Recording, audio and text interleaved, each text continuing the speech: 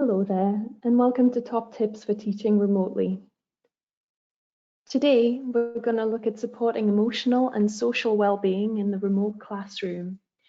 And I'm going to begin this session with just one quote from a very wide literature that attests to the importance of social well-being on the learning outcomes for students.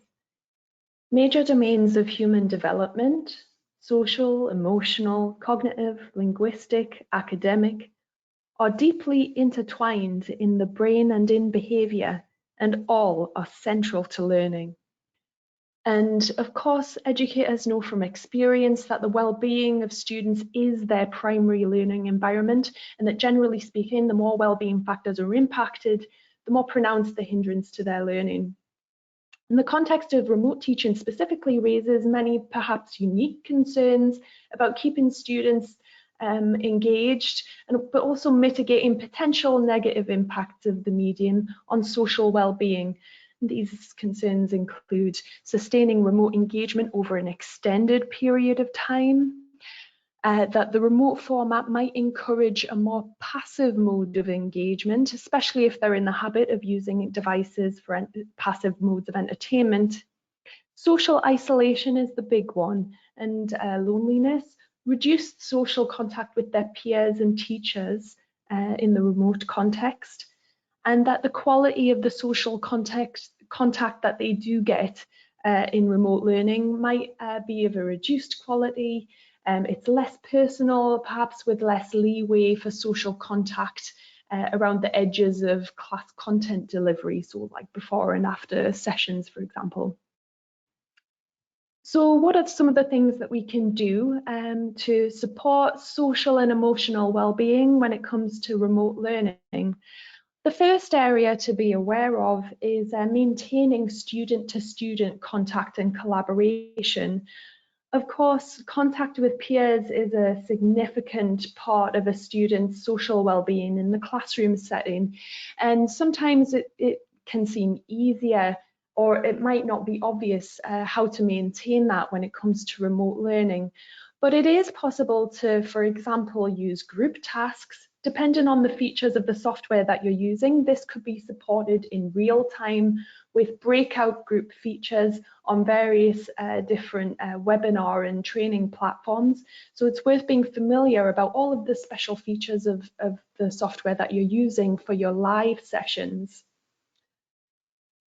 If you're doing homework tasks, these can also be done collaboratively, and a good scaffold for this is the use of blogging blog posts as milestones along projects that perhaps are extended over a week, maybe 2 weeks, maybe even longer than that, depending on the age range.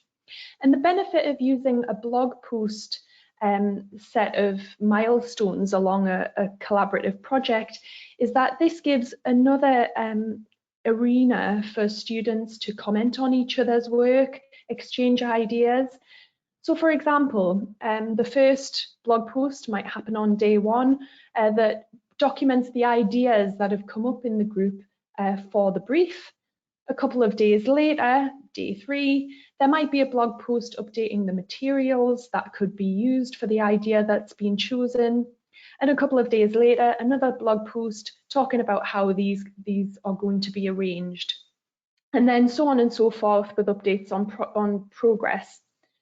A benefit of doing this is also that the result is a progress chart. It's all dated, and this makes it easier to set goals against past performance and against what actually happened as the project progressed. This also supports meta learning in the students, so it's a very good way to maintain their social contact away from the live sessions, but also keep them engaging with the course material when they're doing that.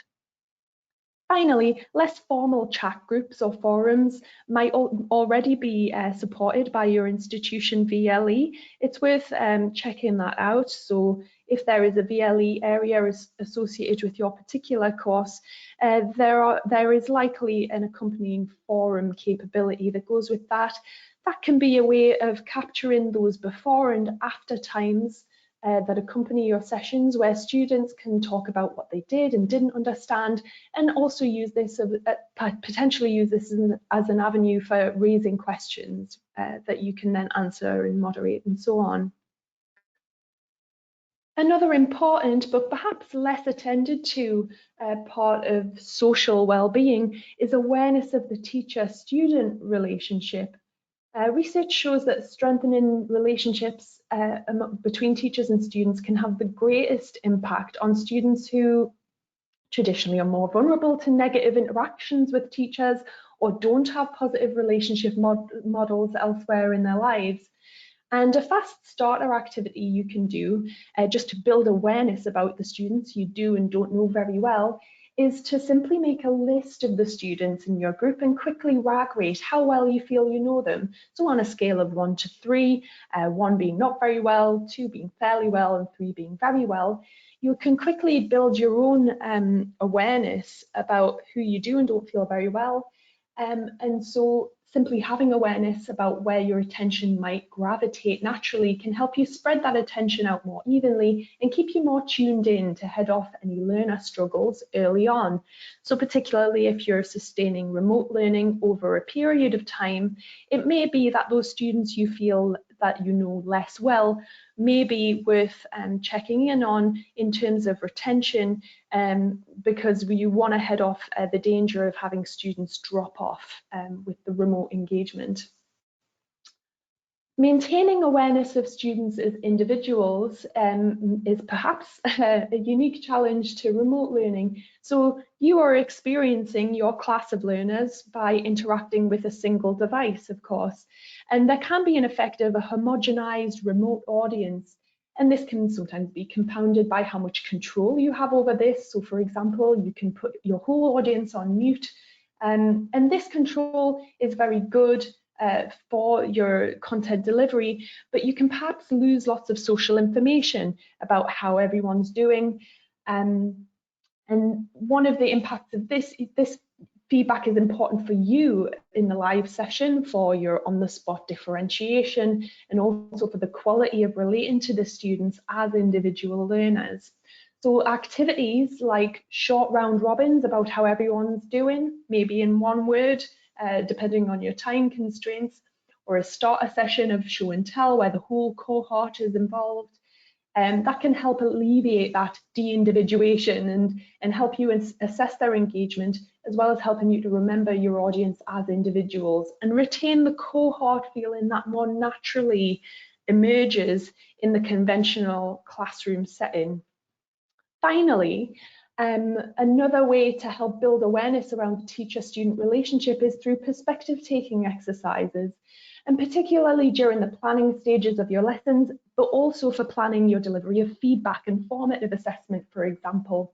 So taking the perspective of the learner, asking questions like, how does this student see their experience in this setting? How is this student receiving the task? And taking the perspective of the student, and how do I think the teacher feels about me? That can be important too.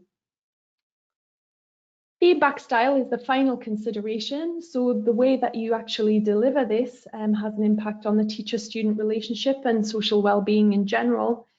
Voice and video feedback is often perceived more positively than written, so it's worth making use of that in the context of remote teaching. Accepting the student's present standard is an important thing to bear in mind. So that attitude of acceptance and comparing the student to their own progress, their own past performances, is conducive to a more positive learning relationship. So the main takeaways from today's top tips are that social well-being improves learning outcome, and where there is a learner, there is an internal landscape. And so the social well-being and what's going on for the student inside is their primary learning environment.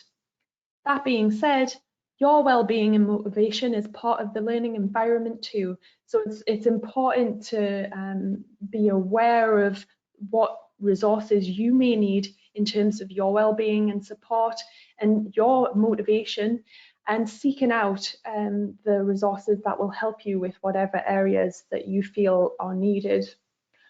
I hope you found this session useful. Thank you very much for your attention.